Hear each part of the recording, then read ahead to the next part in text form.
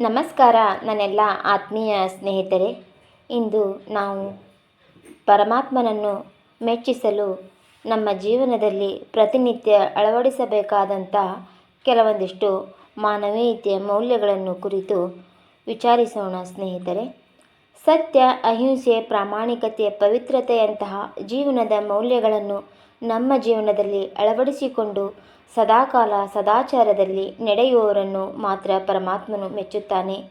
ಹೊರತು ಮೋಸ, ವಂಚನೆ, ಹಿಂಸೆ, ಅಪವಿತ್ರತೆಯಂತಹ ಗುಣಗಳಿಗೆ ವಶರಾಗಿರುವವರನ್ನು ಆ ದೇವರು ಮೆಚ್ಚುವುದಿಲ್ಲ. ಇನ್ನು ಪರಮಾತ್ಮನನ್ನು ಮೆಚ್ಚಿಸಲು ನಾವು ಯಾವ ಶಾಸ್ತ್ರ ಪುರಾಣವನ್ನು ಓದುವ ಅವಶ್ಯಕತೆ ಇರುವುದಿಲ್ಲ. ಓದಲು ಬಾರದೇ ಇರುವವರನ್ನು ಆ ಪರಮಾತ್ಮನು ಮೆಚ್ಚುತ್ತಾನೆ ಸ್ನೇಹಿತರೆ. ಸತ್ಯ ಹೃದಯವುಳ್ಳವರು ಪರಮಾತ್ಮನನ್ನು ಸಹ ರಾಜಿ ಮಾಡಿಕೊಳ್ಳುತ್ತಾರೆ. ಸದಾ ಪರಮಾತ್ಮನ ನೆನಪನ್ನು ಮಾಡುತ್ತಾ ಇತರರ ಸೇವೆ ಮಾಡುವವರು ಮಾತ್ರ ಪರಮಾತ್ಮನಿಗೆ ಪ್ರಿಯರಾಗಿರುತ್ತಾರೆ.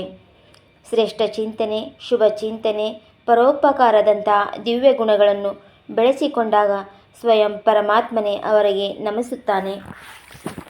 ಮೂರ್ಖರ ಸಂತೆಯಲ್ಲಿ ಮೌನವಾಗಿರಬೇಕು, ಬುದ್ಧಿವಂತರ ಜೊತೆಯಲ್ಲಿ ಬುದ್ಧನಂತಿರಬೇಕು, ಸಾಧು ಸಂತರ ಜೊತೆಯಲ್ಲಿ ಸೌಮ್ಯವಾಗಿರಬೇಕು, ಸಂಬಂಧಿಗಳ ಜೊತೆಯಲ್ಲಿ ಸಂಸ್ಕಾರದಂತಿರಬೇಕು, ದೀನರ ಜೊತೆಯಲ್ಲಿ ಧರ್ಮರಾಯನಂತಿರಬೇಕು. ಹೀಗೆ ಮಿಂಚಿ ಒಂದು ದಿನ ಮರೆಯಾಗಿ ಬಿಡಬೇಕು. ಆ ಮಿಂಚನ್ನು ಇಡೀ ಪ್ರಪಂಚವೇ ಬೆರಗಾಗಿ ನೋಡಬೇಕು ಸ್ನೇಹಿತರೆ. ಧನ್ಯವಾದಗಳು.